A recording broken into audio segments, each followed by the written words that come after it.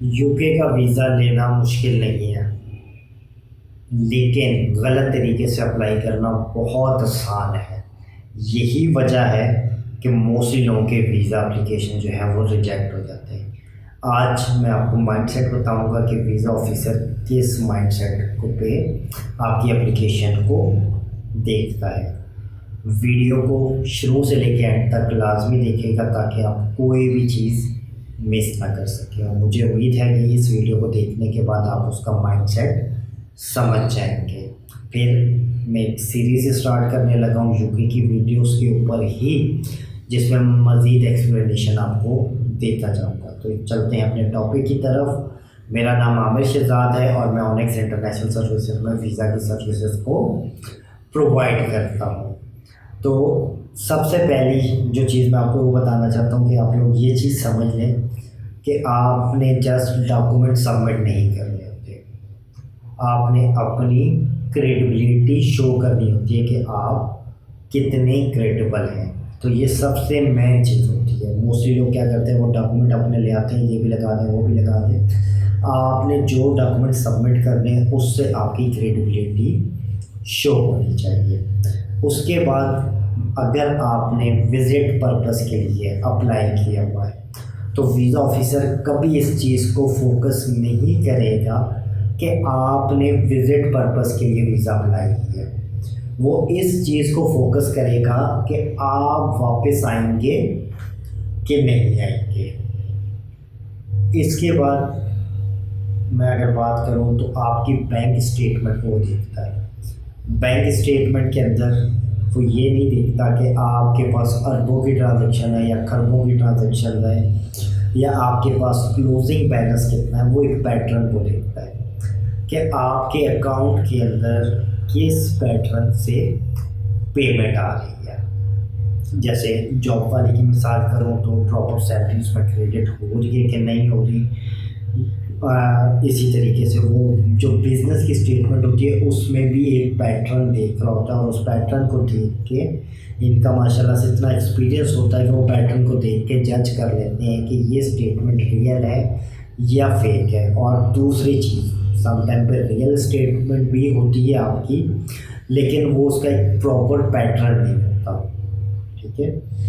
इसके बाद मैं बात करूँ, आप जो फॉर्म फिल करते हैं तो वो फॉर्म फिल भी आपने बड़े ध्यान से करना होता है। वो एक कंसिस्टेंट होना चाहिए। कंसिस्टेंट से मुराद क्या है, इसमें समझाने के लिए मैं आपको बता देता हूँ कि अगर आप अपनी ट्रैवल हिस्ट्री उसमें लिखते हैं तो अगर आपने कोई ट्रैवल 2025 में किया है तो ऐसा नहीं है कि आप उसको नीचे लिख दें, 2024 वाले को ऊपर लिख दें। मतलब आपने प्रॉपर सीक्वेंस में लिखना है। प्रॉपर सीक्वेंस से क्या मुराद है कि आपने जो सबसे लास्ट विजिट किया वो सबसे टॉप में और फिर उसके बाद नीचे नीचे नीचे।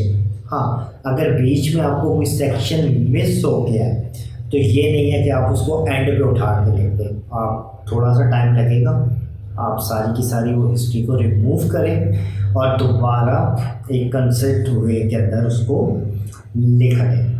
अच्छा, यहाँ पे अगर मैं बात करूँ जो रियल में मिस्टेक करते हैं लोग यूके के वीज़ा के अंदर, वो क्या करते हैं, बहुत बड़ा सडन कोई डिपॉजिट करा देते हैं अकाउंट के अंदर, 1 मिलियन 2 मिलियन 3 मिलियन वो अकाउंट में डिपॉजिट करा देते हैं जो कि नहीं करवाना चाहिए।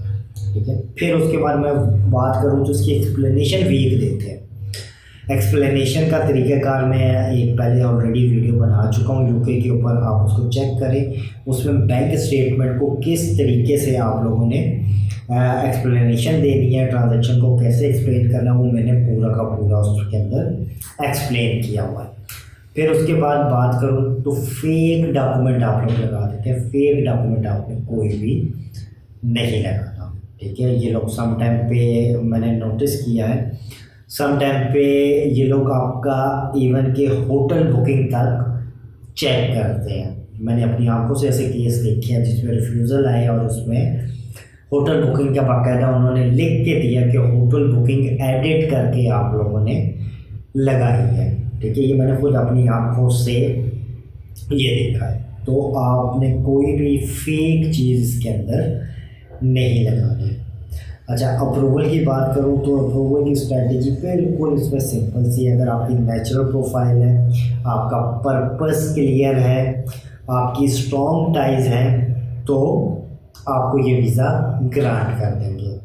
नेचुरल प्रोफाइल का क्या मतलब है? एक बंदा प्रॉपर बिजनेसमैन है, उसकी एक सीरीज़ चलती हुई आ रही है, कुछ अर्से से 2 साल 3 साल से वो काम कर रहा है, उसकी स्टेटमेंट मेंटेन है, उसकी डॉक्यूमेंटेशन मेंटेन है, उसकी ऑडिट रिपोर्ट है, उसकी टैक्स रिटर्न्स हैं, हर चीज़ अगर वो नेचुरल है। जैसे पाकिस्तान के अंदर एजेंट अक्सर टैक्स रिटर्न जो है वो प्रॉपर आप लोग फाइल नहीं करते, लेकिन एजेंट क्या करता है, वही टैक्स रिटर्न आपकी लगा देता है। तो आपका अगर वो नेचुरल सारी चीज़ें हैं जो आपके बैंक स्टेटमेंट के साथ मैच कर रही हैं, तो उसको एक नेचुरल प्रोफाइल कंसीडर किया जाएगा। क्लियर पर्पस से क्या मुराद है? आप एक क्लियर ट्रैवल प्लान देते हो उनको कि मैंने यहाँ यहाँ ऐसे ऐसे जाना है। अगर वो आपका पर्पस बिल्कुल आपने क्लियर दिया हुआ है तो आपके अप्रूवल चांसेस ज़्यादा हो जाते हैं। स्ट्रॉन्ग टाइज से क्या मुराद है?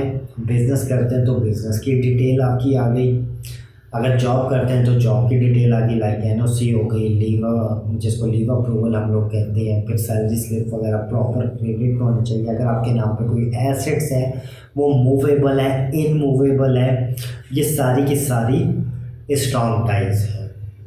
अच्छा, आपने क्या करना है?